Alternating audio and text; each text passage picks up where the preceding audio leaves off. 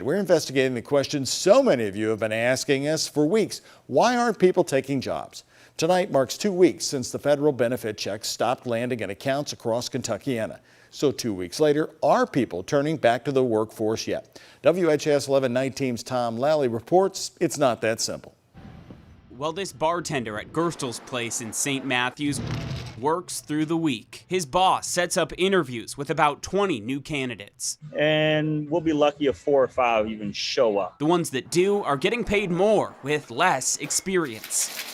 That, combined with limited, infrequent, and costly suppliers, have his prices going up. Seems like on a weekly basis, we're increasing our prices by 50 cents, $1. But now, with federal unemployment benefits ending on Labor Day, has there been a flood of new employment blood? It looks like the numbers are going to be about similar to what they were last month. Kentuckiana Works says numbers at their career centers have stayed consistent and low. We're looking at a few hundred people coming in a month, but before COVID, we were seeing over 1,000 people. We just want people to come in. We've got employment, we have supportive services. These career centers offer childcare till your first paycheck, bus tokens and gas cards to get you to work, and still, people are hesitant. Zakia Raymore manages the career center on West Broadway.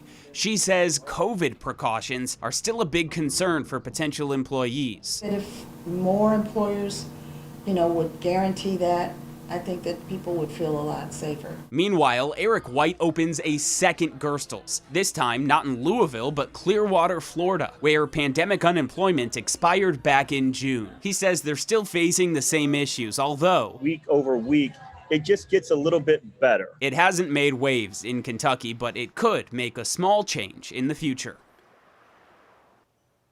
There is one employer in our area that's seen an increase in applicants. The week before benefits expired, JCPS received 94 job applications. In the 2 weeks since, they've had 413 people apply.